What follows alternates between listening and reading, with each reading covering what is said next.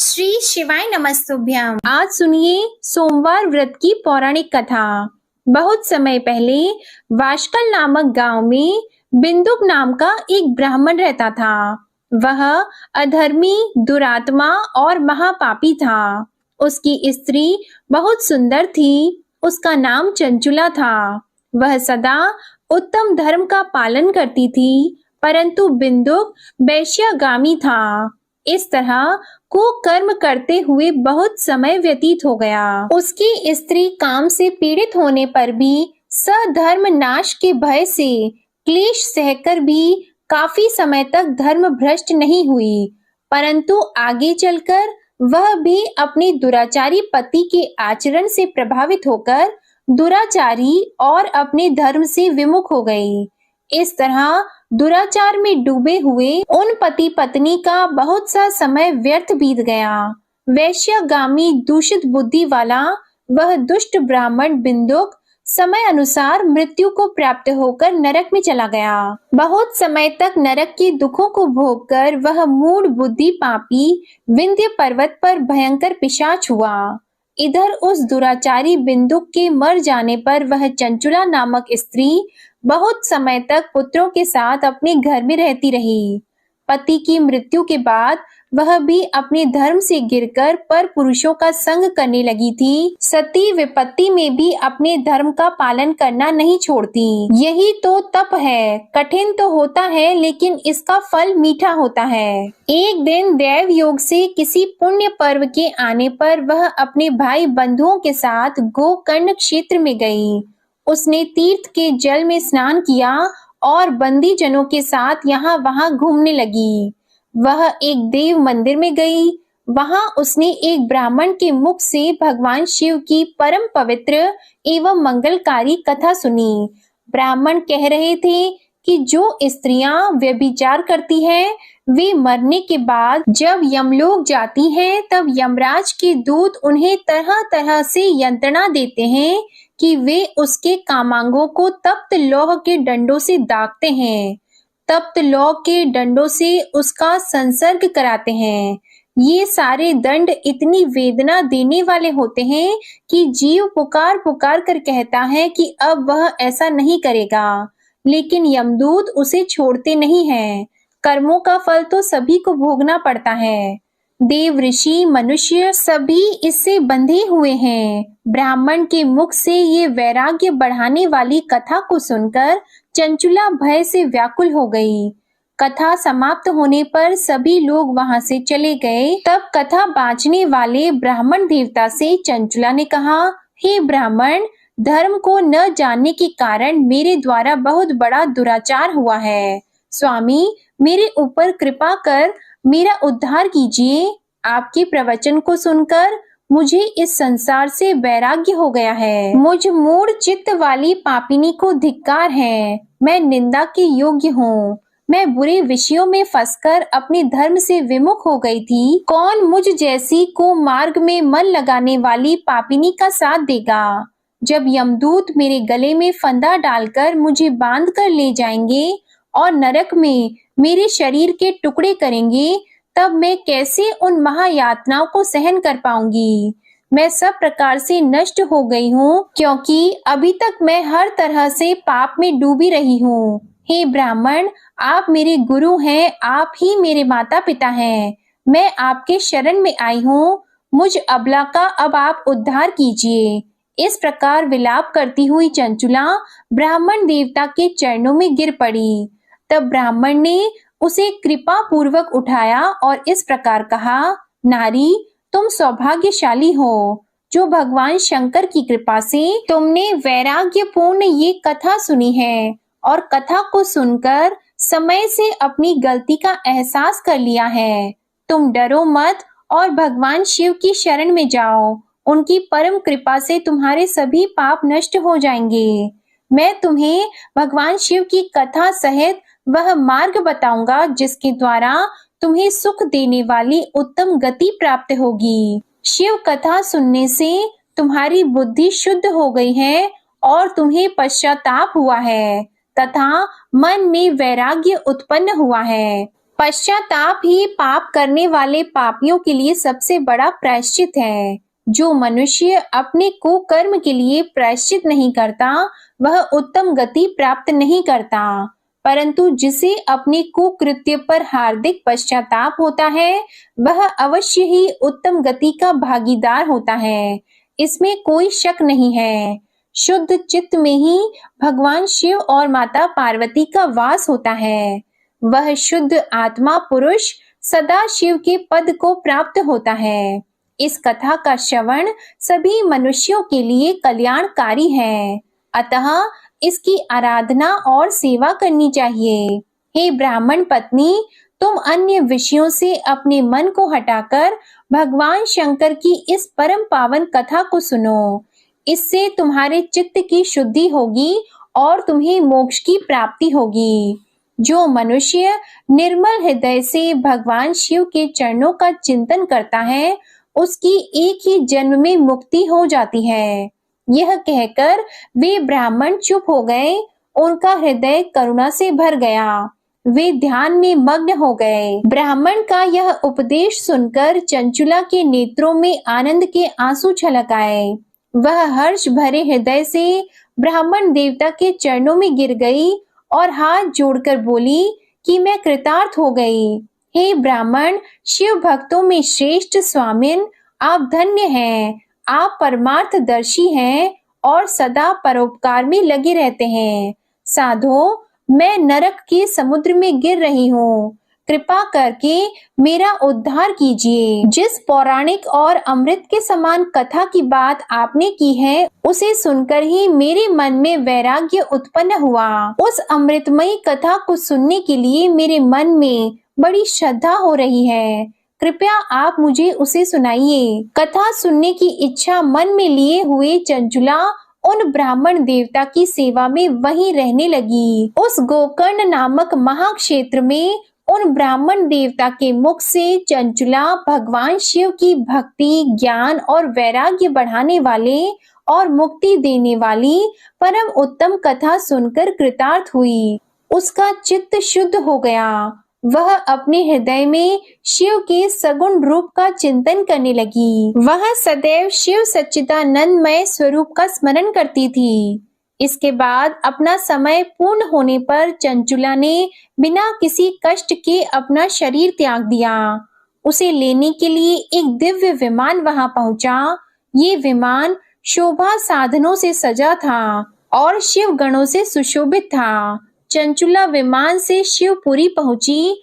उसके सारे पाप धुल गए। वह दिव्य रूप धारिणी दिव्यांगना हो गई थी। वह गौरांगी देवी मस्तक पर अर्धचंद्र का मुकुट और अन्य दिव्य आभूषण पहने शिवपुरी में पहुंची। वहां उसने सनातन देवता त्रिनेत्रधारी महादेव शिव को देखा। सभी देवता उनकी सेवा में भक्ति भाव से उपस्थित थे। उनकी अंग कांति करोड़ों सूर्यों के समान प्रकाशित हो रही थी। 5 मुख और हर मुख में 3-3 नेत्र थे। मस्तक पर अर्धचंद्र आकार मुकुट शोभायमान हो रहा था। कंठ में नील चिन्ह, उनके साथ में देवी गौरी विराजमान थी, जो विद्युत पुंज के समान प्रकाशित हो रही थी। महादेव जी की कांति कपूर के समान गौर थी। उनके शरीर पर श्वेत वस्त्र थे तथा शरीर श्वेत भस्म से युक्त था। इस प्रकार भगवान शिव के परम उज्जवल रूप के दर्शन कर चंचुला बहुत प्रसन्न हुई। उसने भगवान को बारंबार प्रणाम किया और हाथ जोड़कर प्रेम, आनंद और संतोष से युक्त होकर विनीत भाव से खड़ी हो गई। उसके नेत्रों से आनंद के आंसुओं की धारा बहने लगी। भगवान शंकर और भगवती गौरी उमा ने करुणा के साथ सौम्य दृष्टि से देखकर चंचुला को अपने पास बुलाया। गौरी उमा ने उसे प्रेम पूर्वक अपनी सखी बना लिया। चंचुला सुखपूर्वक भगवान शिव के धाम में उमा देवी की सखी के रूप में निवास करने लगी। एक दिन चंचुला आनंद में मग्न उमा देवी के पास गई और दोनों हाथ जोड़कर उनकी इस स्तुति को करने लगी। हे गिरिराज नंदिनी, स्कंद माता उमा, आप सभी मनुष्यों एवं देवताओं द्वारा पूजित तथा समस्त सुखों को देने वाली हैं। आप शंभु प्रिया हैं, आप ही सगुणा और निर्गुणा हैं। हे सच्चिदानंद स्वरूपा, आप ही प्रकृति की पोषक हैं। हे माता, आप ही संसार की सृष्टि पालन और संहार करने वाली हैं। इस प्रकार सद्गति प्राप्त चंचुला देवी की स्तुति कर शांत हो गई। उसकी आंखों में प्रेम के आंसू उमड़ आए। तब शंकर प्रिया भक्त वत्सला उमा देवी ने बड़े प्रेम से चंचुला को चुप कराते हुए कहा कि सखी चंचुला, मैं तुम्हारी इस स्तुति से प्रसन्न हूँ। बोलो, क्या वर मांगती हो? तब चंचुला बोली, हे गिरिराज कुमारी, मेरे पति बिंदुक इस समय कहाँ हैं? उनकी स्थिति कैसी है, मुझे बताइए और कुछ उपाय कीजिए ताकि हम फिर से मिल सकें। हे महादेवी, मेरे पति एक शूद्र जाति वैश्या के प्रति आसक्त थे और पाप में ही डूबे रहते थे। गिरिजा बोली, बेटी, तुम्हारा पति बिंदुक पापी था। उसका अंत बड़ा भयानक हुआ। वैश्या का उपभोग करने के कारण वह मूर्ख नरक में अनेक वर्षों तक अनेक प्रकार के दुख भोगकर अब शेष पाप को भोगने के लिए विंध्य पर्वत पर पिशाच की योनि में रह रहा है और वह दुष्ट वहीं वायु पीकर रहता है और सब प्रकार के कष्ट सहता है। गौरी देवी की ये बात सुनकर चंचुला अत्यंत दुखी हो गई। फिर मन को किसी तरह स्थिर करती हुई दुखी हृदय से माँ गौरी से उसने एक बार फिर पूछा, हे महादेवी, मुझ पर कृपा कीजिए और मेरे पापी पति का अब उद्धार कीजिए। कृपा करके मुझे वह उपाय बताइए जिससे मेरे पति को उत्तम गति प्राप्त हो सके। गौरी देवी ने कहा, यदि तुम्हारा पति भगवान शिव की पुण्यमय उत्तम कथा सुने तो वह इस दुर्गति को पार करके उत्तम गति का भागी हो सकता है।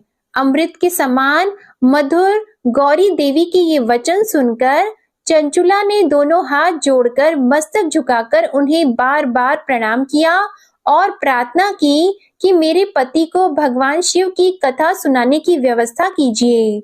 ब्राह्मण पत्नी चंचुला के बार बार प्रार्थना करने पर शिव प्रिया गौरी देवी ने भगवान शिव की महिमा का गान करने वाले गंधर्व राज तुमरु को बुलाकर कहा, तुमरु, तुम्हारी भगवान शिव में प्रीति है।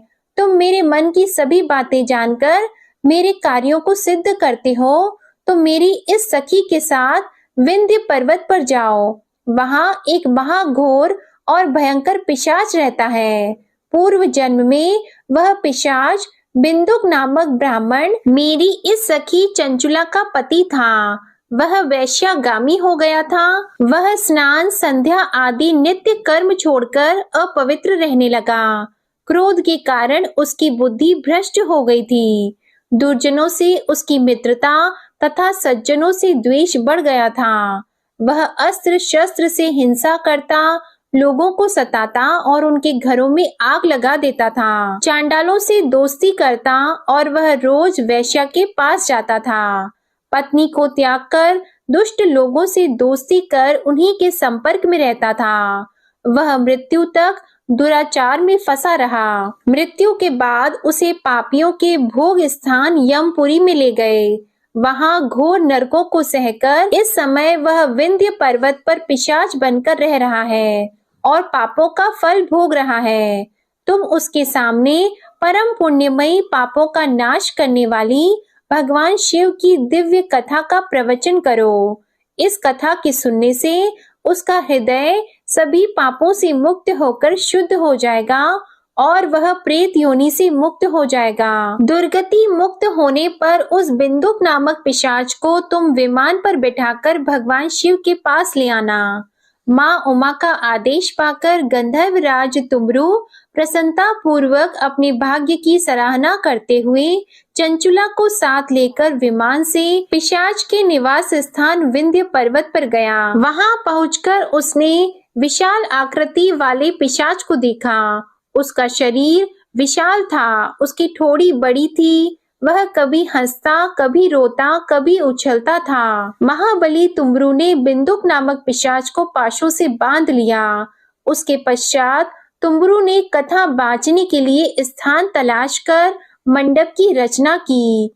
शीघ्र ही इस बात का पता लोगों को चल गया कि एक पिशाच के उद्धार हेतु देवी पार्वती की आज्ञा से तुमरू भगवान शिव की कथा सुनाने विंध्य पर्वत पर आया है। उस कथा को सुनने के लोभ से बहुत से देवर्षि वहां पहुंच गए।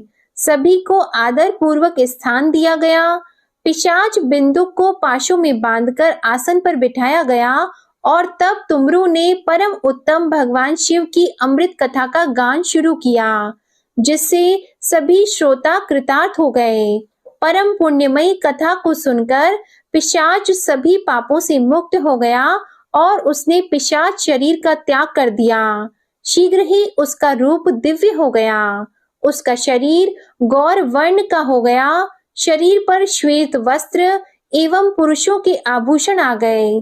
इस प्रकार दिव्य देहधारी होकर बिंदुक अपनी पत्नी चंचुला के साथ स्वयं भी भगवान शिव का गुणगान करने लगा। उसे दिव्य रूप में देखकर सभी को बहुत आश्चर्य हुआ। उसका मन परम आनंद से परिपूर्ण हो गया। सभी भगवान महेश्वर के अद्भुत चरित्र को सुनकर कृतार्थ होकर उनका यशोगान करते हुए अपने अपने धाम को चले गए। बिंदुक अपनी पत्नी चंचुला के साथ विमान में बैठकर शिवपुरी की ओर चल दिया। महेश्वर के गुणों का गान करता हुआ बिंदुक अपनी पत्नी चंचुला और तुमरू के साथ शीघ्र ही शिव धाम पहुंच गया। भगवान शिव देवी पार्वती ने उसे अपना पार्षद बना लिया। दोनों पति पत्नी सुखपूर्वक भगवान महेश्वर एवं देवी गौरी के श्री चरणों में अविचल निवास पाकर धन्य हो गए। बोलिए उमा महेश्वर भगवान की जय। अब सुनिए भगवान शंकर की दूसरी कथा। एक धनवान साहूकार था, जिसके घर किसी प्रकार की कोई कमी नहीं थी, परंतु उसको एक दुख था।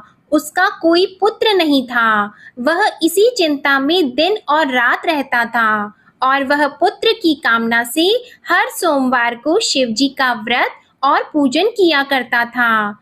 सायंकाल को मंदिर में जाकर शिवजी का दीपक जलाता था। उसके भक्ति भाव को देखकर एक समय श्री पार्वती जी ने भगवान शिवजी महाराज से कहा कि वह साहूकार आपका अनंत भक्त है और सदैव आपका व्रत और पूजन बड़ी श्रद्धा से करता है। इसकी मनोकामना आप पूर्ण कीजिए। तब भगवान शिव ने कहा कि हे पार्वती, यह संसार कर्म क्षेत्र है। जैसी किसान खेत में जैसा बीज बोता है वैसा ही फल काटता है, उसी तरह से इस संसार में जैसा कर्म करते हैं वैसा ही फल मिलता है। तब माता पार्वती ने अत्यंत आग्रह से कहा कि महाराज, जब यह आपका भक्त है और इससे किसी प्रकार का दुख है तो उसको अवश्य दूर करना चाहिए, क्योंकि आप सदैव अपने भक्तों पर दयालु हैं और उनके दुखों को दूर करते हैं। यदि आप ऐसा नहीं करेंगे तो मनुष्य आपकी सेवा व्रत क्यों करेंगे? माता पार्वती जी के आग्रह को देखकर भगवान भोलेनाथ कहने लगे कि हे पार्वती, इसके कोई पुत्र नहीं है, इसी चिंता से यह दुखी रहता है। इसके भाग्य में पुत्र न होने पर भी इसके पुत्र की प्राप्ति का मैं वर देता हूँ, परंतु वह पुत्र केवल 12 वर्ष तक जीवित रहेगा। इसके पश्चात वह मृत्यु को प्राप्त हो जाएगा। इससे अधिक मैं और कुछ इसके लिए नहीं कर सकता हूँ। यह सब बातें वह साहूकार सुन रहा था। इससे उसको न कुछ प्रसन्नता हुई और न ही उसे कुछ कष्ट हुआ। वह पहले जैसे ही भगवान शिव का व्रत और पूजन करता रहा। कुछ समय व्यतीत हो जाने पर साहूकार की स्त्री गर्भवती हुई और उसे 10वें महीने में गर्भ से अति सुंदर पुत्र की प्राप्ति हुई। साहूकार के घर में बहुत खुशियां मनाई गई, परंतु साहूकार ने उसको केवल 12 वर्ष की आयु जानकर कोई अधिक प्रसन्नता प्रकट नहीं की और न ही किसी को यह भेद बताया। जब वह 11 वर्ष का हो गया तो उस बालक की माता ने उसके पिता से विवाह आदि के लिए कहा, परंतु साहूकार कहने लगा मैं अभी इसका विवाह नहीं करूंगा और पढ़ने के लिए इसे भेजूंगा। फिर साहूकार ने अपने साले अर्थात उस बालक के मामा को बुलाकर उसको बहुत सा धन देकर कहा, तुम इस बालक को काशी में पढ़ने के लिए ले जाओ और रास्ते में जिस स्थान पर भी जाओ वहां यज्ञ करना और ब्राह्मणों को भोजन कराते जाना। वे दोनों मामा और भांजा सब जगह यज्ञ करते और ब्राह्मणों को भोजन कराते जा रहे थे। रास्ते में उनको एक शहर पड़ा। उस शहर के राजा की कन्या का विवाह था और दूसरे राजा का लड़का जो विवाह कराने के लिए बारात लेकर आया था वह एक आंख से काना था। उसके पिता को इस बात की बड़ी चिंता थी कि कहीं वर को देखकर कन्या के माता पिता विवाह में किसी प्रकार की अड़चन पैदा न कर दें। इस कारण जब उसने अति सुंदर सेठ के लड़के को देखा तो उसने मन में विचार किया कि क्यों न दरवाजे के समय इस लड़के से वर का काम चलाया जाए। ऐसा विचार करके वर के पिता ने उस लड़के और मामा से बात की तो वे दोनों राजी हो गए। फिर उस लड़के को वर के कपड़े पहनाकर और घोड़ी पर चढ़ाकर दरवाजे पर ले गए और बड़ी सुंदरता से सब कार्य संपन्न हो गए। वर के पिता ने सोचा यदि विवाह कार्य भी इसी लड़के से करा दिया जाए तो इसमें क्या बुराई है। ऐसा विचार करके लड़का और उसके मामा से कहा, यदि आप फेरों और कन्यादान का काम भी करा दें तो आपकी बड़ी कृपा होगी और हम इसके बदले बहुत सा धन देंगे। उन्होंने भी स्वीकार कर लिया और विवाह कार्य भी बहुत कुछ अच्छी तरह से हो गया। परंतु जिस समय लड़का जाने लगा तो उसने राजकुमारी की चुन्नी के पल्ले पर लिख दिया कि तेरा विवाह मेरे साथ हुआ है, परंतु जिस राजकुमार के साथ तुमको भेजेंगे वह एक आंख से काना है। मैं तो काशी जी पढ़ने जा रहा हूँ। उस राजकुमारी ने जब अपनी चुन्नी पर ऐसा लिखा हुआ देखा तो उसने राजकुमार के साथ जाने से मना कर दिया और कहा कि ये मेरा पति नहीं है, मेरा विवाह इसके साथ नहीं हुआ, वह तो काशी जी पढ़ने गया है। राजकुमारी के माता पिता ने अपनी कन्या को विदा नहीं किया और बारात वापस चली गई। उधर वह सेठ का लड़का और उसका मामा काशी जी पहुंच गए। वहां जाकर उन्होंने यज्ञ करना और लड़के ने पढ़ना शुरू कर दिया। जब लड़के की आयु 12 साल की हो गई तब एक दिन उन्होंने यज्ञ रचा रखा था कि लड़के ने अपने मामा से कहा कि आज तो मेरी तबीयत ठीक नहीं है। मामा ने कहा अंदर जाकर सो जाओ। जब लड़का अंदर जाकर सो गया और थोड़ी देर में उसके प्राण निकल गए। जब उसके मामा ने आकर देखा कि वह तो मुर्दा पड़ा है तो उनको बहुत दुख हुआ और उन्होंने सोचा कि मैं अभी रोना पीटना मचा दूंगा तो यज्ञ का कार्य अधूरा रह जाएगा। अतः उन्होंने जल्दी से यज्ञ का कार्य समाप्त करके ब्राह्मणों के जाने के बाद रोना पीटना आरंभ कर दिया। संयोगवश उसी समय शिवजी और पार्वती जी उधर से जा रहे थे। पार्वती जी कहने लगी, हे महादेव, कोई दुखियारा रो रहा है, इसके कष्टों को आप दूर करो। तब भगवान शिव बोले, इसकी आयु इतनी ही थी सो ये भोग चुका है। माता पार्वती ने कहा कि महाराज कृपा करके इस बालक को और आयु दे दो, नहीं तो इसके माता पिता तड़प तड़प कर मर जाएंगे।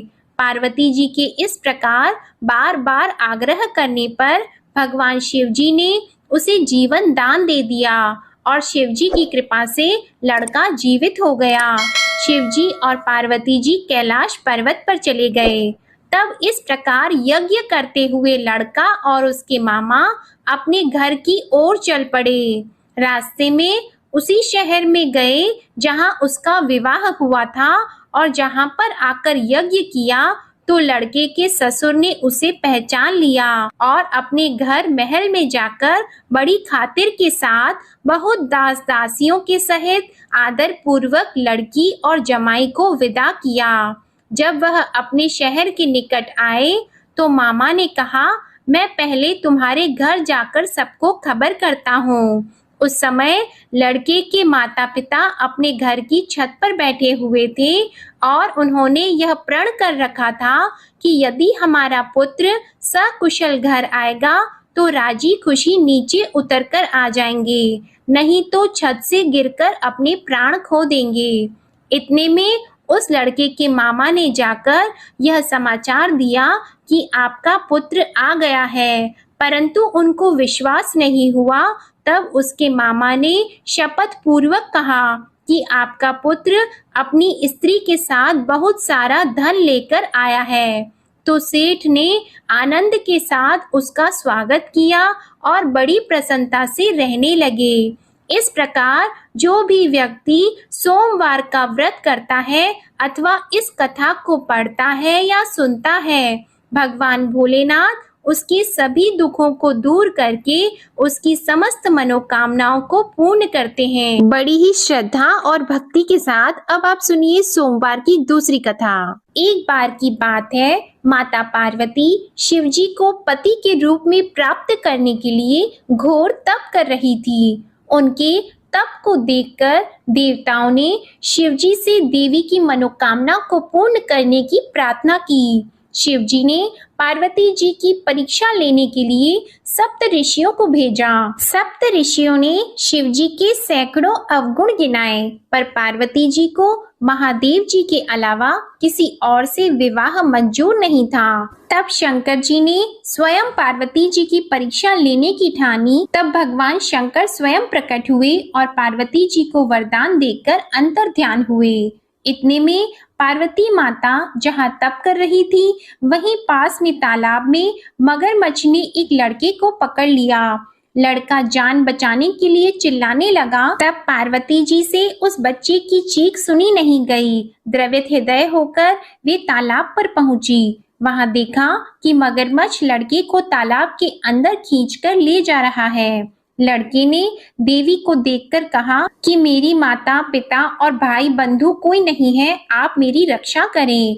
तो पार्वती जी ने कहा कि मगरमच्छ इस लड़के को छोड़ दो। मगरमच्छ बोला, दिन के छठे पैर में जो मुझे मिलता है उसे मैं अपना आहार समझकर स्वीकार कर लेता हूँ, यह मेरा नियम है। ब्रह्मदेव ने दिन के छठे पहर में इस लड़के को भेजा है, तो मैं इसे क्यों छोड़ूं? पार्वती जी ने विनती की कि तुम इसे छोड़ दो, बदले में तुम्हें जो चाहिए वह मुझसे कहो। तो मगरमच्छ बोला, एक ही शर्त पर मैं इसे छोड़ूंगा। आपने तप करके महादेव जी से जो वरदान लिया है, यदि उस तप का फल मुझे दे दो तो मैं इसे छोड़ दूंगा।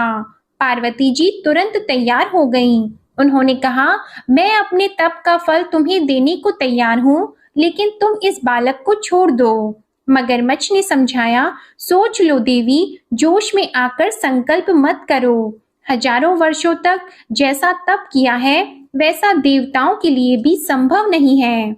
उसका सारा फल इस बालक के प्राणों के बदले चला जाएगा। पार्वती जी ने कहा, मेरा निश्चय पक्का है, मैं तुम्हें अपने तप का फल देती हूँ, तुम इसको जीवन दे दो। मगरमच्छ ने पार्वती जी से तप दान करने का संकल्प करवाया। तप का दान होते ही मगरमच्छ का देह तेजी से चमकने लगा और वह बोला, हे पार्वती, ये देखो, तप के प्रभाव से मैं तेजस्वी बन गया हूँ। तुमने जीवन भर की पूंजी एक बच्चे के लिए व्यर्थ कर दी। चाहे तो अपनी भूल सुधारने का एक मौका और दे सकता हूँ। तब पार्वती जी ने कहा, हे ग्राह, तब तो मैं पुनः कर सकती हूँ, किंतु यदि तुम इस लड़के को निगल जाते तो इसका जीवन वापस नहीं मिल सकता था। देखते ही देखते वह लड़का अदृश्य हो गया और मगरमच्छ भी लुप्त हो गया। पार्वती जी ने विचार किया, मैंने तप तो दान कर दिया है, अब पुनः से तप आरंभ करूंगी। पार्वती जी ने फिर से तप करने का संकल्प किया। भगवान सदाशिव फिर से प्रकट होकर बोले, हे पार्वती, भला अब क्यों तप कर रही हो? तब पार्वती जी ने कहा, प्रभु, मैंने अपने तप का फल दान कर दिया है। आपको पति रूप में पाने के संकल्प के लिए मैं फिर से वैसा ही घोर तप करके आपको प्रसन्न करूंगी। तो महादेव जी बोले, मगरमच्छ और लड़के दोनों रूपों में मैं ही था। तुम्हारा चित्त प्राणी मात्र में अपने सुख दुख का अनुभव करता है या नहीं, इसकी परीक्षा लेने के लिए मैंने ही यह लीला रची थी। अनेक रूपों में दिखने वाला मैं एक ही हूँ। मैं अनेक शरीरों से अलग निर्विकार हूँ। तुमने अपना तप मुझे ही दिया है, इसलिए अब और तप करने की कोई आवश्यकता नहीं है। देवी ने महादेव जी को प्रणाम कर प्रसन्न मन से विदा किया। प्रेम से बोलिए भगवान शंकर और माता पार्वती की जय। अब आप सुनिए तीसरी कथा। एक बार नारद जी ने भोलेनाथ जी की स्तुति करके पूछा कि प्रभु, आपको प्रसन्न करने के लिए सबसे उत्तम और सुलभ साधन क्या है? हे त्रिलोकीनाथ, आप तो निर्विकार और निष्काम हैं। आप सहज ही प्रसन्न हो जाते हैं। फिर भी मेरे जानने की इच्छा है कि आपको क्या प्रिय है। तब शिव जी बोले, नारद जी, वैसे तो मुझे भक्त के भाव सबसे प्रिय हैं, फिर भी आपने पूछा है तो मैं बताता हूँ। मुझे जल के साथ साथ बिल्व पत्र बहुत प्रिय हैं। जो अखंड बिल्व पत्र मुझे श्रद्धा से अर्पित करते हैं, मैं उन्हें अपने लोक में स्थान देता हूँ। नारद जी भगवान शंकर और माता पार्वती की वंदना करके अपने लोक को चले गए। उनके जाने के पश्चात पार्वती जी ने शिव जी से पूछा कि हे प्रभु, मेरी ये जानने की बड़ी तीव्र इच्छा हो रही है कि आपको बेल पत्र इतने प्रिय क्यों हैं? कृपा करके मेरी जिज्ञासा को शांत कीजिए। तब शिव जी बोले, हे शिवे, बिल्व के पत्ते मेरी जटा के समान हैं। उसका त्रिपत्र यानी 3 पत्ते ऋग्वेद, यजुर्वेद और सामवेद हैं। शाखाएं समस्त शास्त्र का स्वरूप है। बिल्व वृक्ष को आप पृथ्वी का कल्प वृक्ष समझें, जो ब्रह्मा, विष्णु और शिव स्वरूप है।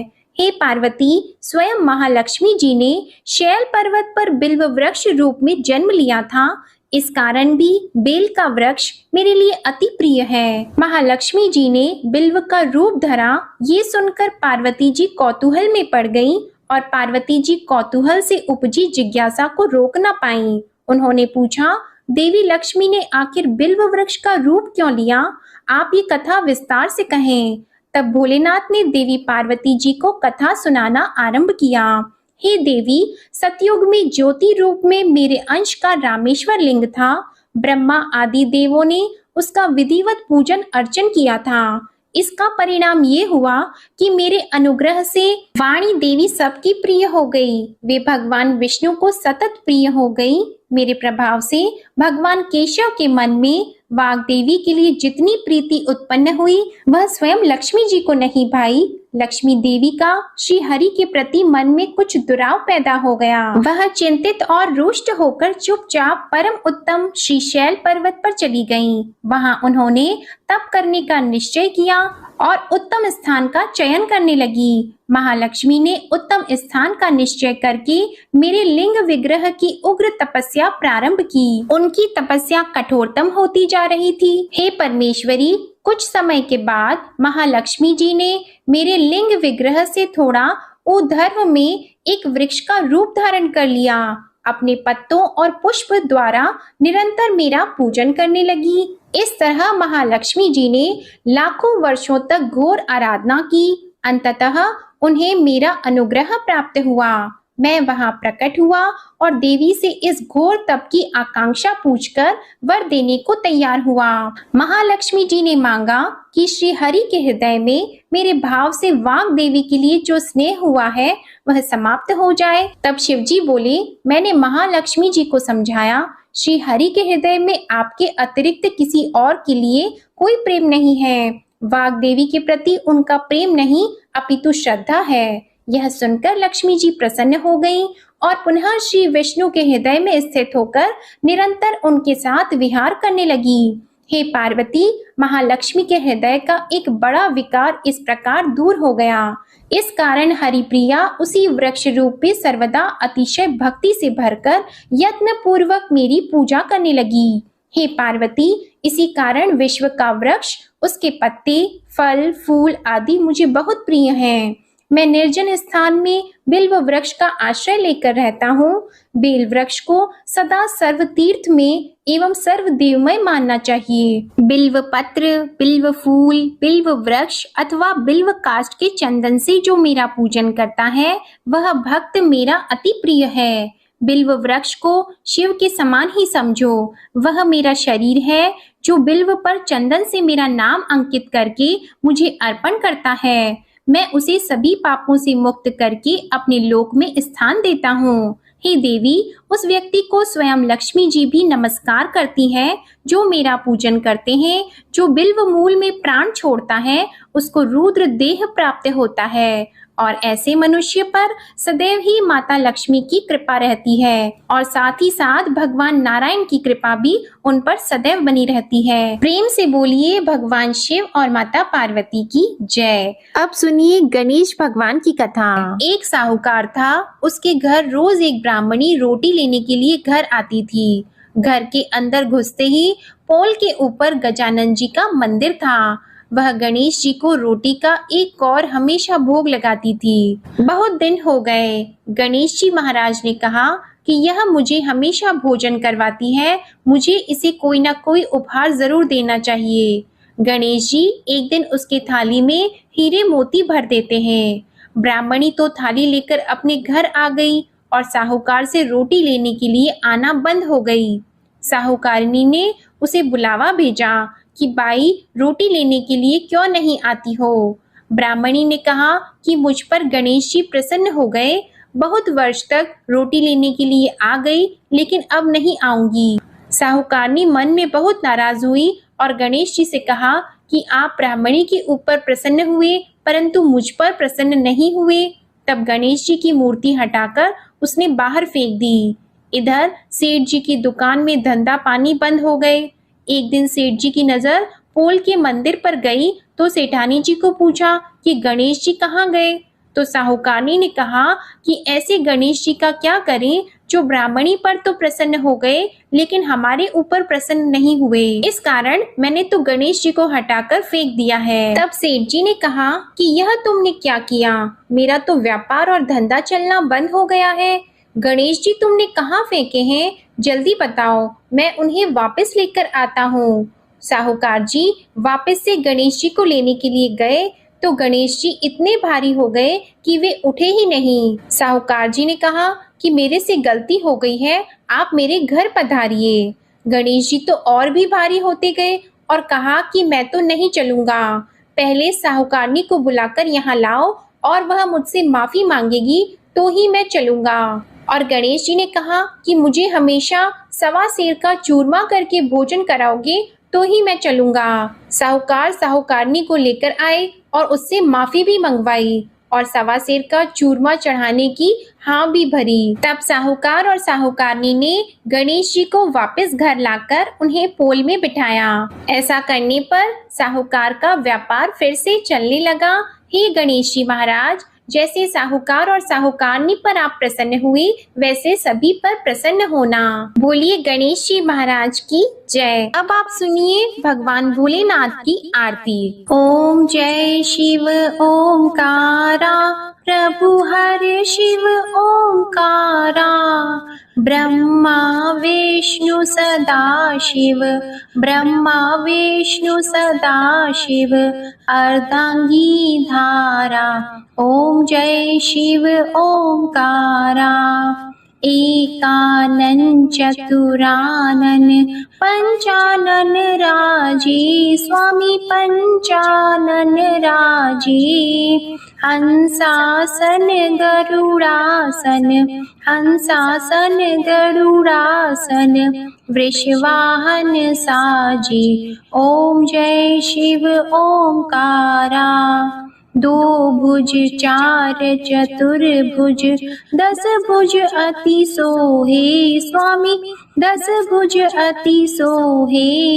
त्रिगुण रूप निरखते, त्रिगुण रूप निरखते, त्रिभुवन जन मोहे। ओम जय शिव ओमकारा। अक्षमाला वनमाला, मुंडमालाधारी स्वामी मुंडमालाधारी त्रिपुरारी कंसारी